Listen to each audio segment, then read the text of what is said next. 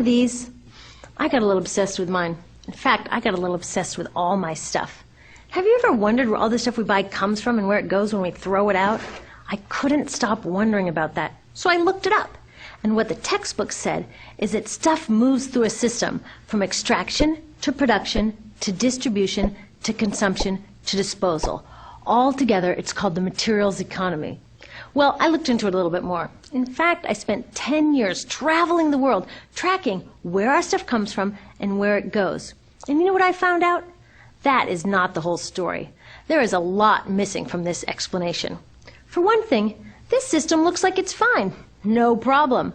But the truth is, it's a system in crisis. And the reason it's a system in crisis is it's a linear system and we live on a finite planet. And you cannot run a linear system on a finite planet indefinitely.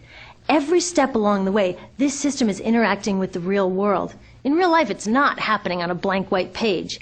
It's interacting with societies, cultures, economies, the environment. And all along the way, it's bumping up against limits. Limits we don't see here because the diagram is incomplete. So let's go back through. Let's fill in some of the blanks and see what's missing. Well, one of the most important things that's missing is people. Yes, people. People live and work all along this system. And some people in this system matter a little more than others. Some have a little more say. Who are they? Well, let's start with the government. Now, my friends tell me I should use a tank to symbolize the government, and that's true in many countries and increasingly in our own. After all, more than 50% of our federal tax money is now going to the military. But I'm using a person to symbolize the government because I hold true to the vision and values the government should be of the people, by the people, for the people. It's the government's job to watch out for us, to take care of us. That's their job. Then along came the corporation. Now, the reason the corporation looks bigger than the government is that the corporation is bigger than the government. Of the 100 largest economies on Earth now, 51 are corporations. And as the corporation has grown in size and power, we've seen a little change in the government where they're a little more concerned in making sure everything's working out for those guys than for us.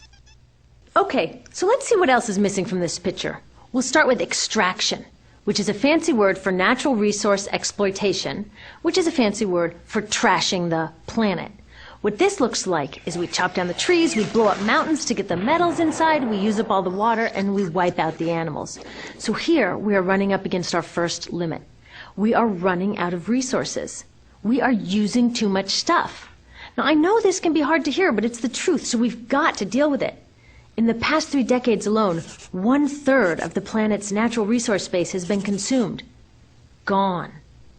We are cutting and mining and hauling and trashing the place so fast that we're undermining the planet's very ability for people to live here. Where I live, in the United States, we have less than 4% of our original forests left. 40% of the waterways have become undrinkable. And our problem is not just that we're using too much stuff, but we're using more than our share. We have 5% of the world's population, but we're using 30% of the world's resources and creating 30% of the world's waste. If everybody consumed at U.S. rates, we would need 3 to 5 planets. And you know what? We've only got 1. So my country's response to this limitation is simply to go take somebody else's. This is the third world, which some would say is another word for our stuff that somehow got on somebody else's land. So what does that look like? The same thing, trashing the place. 75% of global fisheries now are fished at or beyond capacity. 80% of the planet's original forests are gone. In the Amazon alone, we're losing 2,000 trees a minute. That is 7 football fields a minute. And what about the people who live here? Well, according to these guys, they don't own these resources, even if they've been living there for generations. They don't own the means of production, and they're not buying a lot of stuff. And in this system, if you don't own or buy a lot of stuff, you don't have value. So next, the materials move to production. And what happens there is we use energy to mix toxic chemicals in with the natural resources to make toxic contaminated products. There are over 100,000 synthetic chemicals in use in commerce today. Only a handful of them have even been tested for health impacts, and none have been tested for synergistic health impacts. That means when they interact with all the other chemicals we're exposed to every day. So we don't know the full impact on health and the environment of all these toxic chemicals, but we do know one thing. Toxics in, toxics out. As long as we keep putting toxics into our industrial production systems, we're going to keep getting toxics in the stuff that we bring into our homes and workplaces and schools, and our bodies. Like BFRs, brominated flame retardants, they're a chemical that make things more fireproof, but they are super toxic. They're a neurotoxin. That means toxic to the brain. What are we even doing using a chemical like this? Yet we put it in our computers, our appliances, couches, mattresses, even some pillows. In fact, we take our pillows, we douse them in a neurotoxin, then we bring them home and put our heads on them for 8 hours a night to sleep. Now, I don't know, but it seems to me in this country with so much potential, we could think of a better way to stop our heads from catching on fire at night.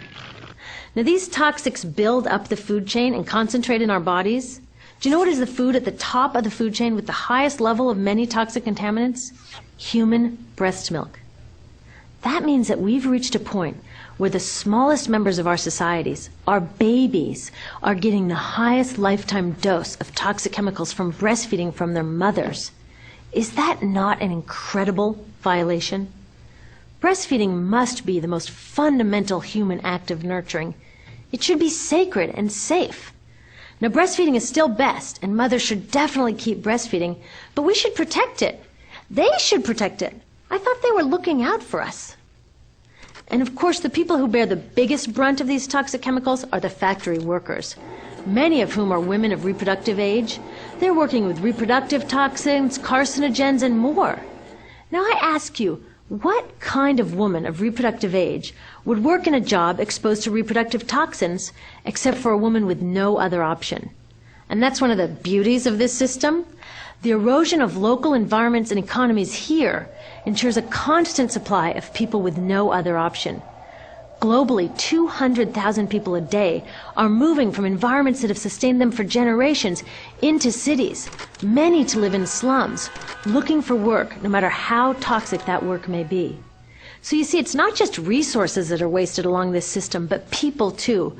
Whole communities get wasted. Yep, toxics in, toxics out.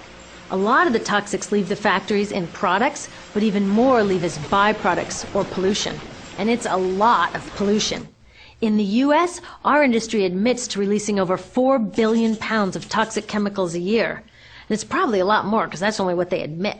So that's another limit, because yuck, who wants to look at and smell 4 billion pounds of toxic chemicals a year? So what do? Move the dirty factories overseas, pollute someone else's land. But surprise, a lot of that pollution is coming right back at us, carried by wind currents. So what happens after all these natural resources are turned into products? Well, it moves here for distribution. Now, distribution means selling all the toxic contaminated junk as quickly as possible. The goal here is to keep the prices down, keep the people buying, and keep the inventory moving.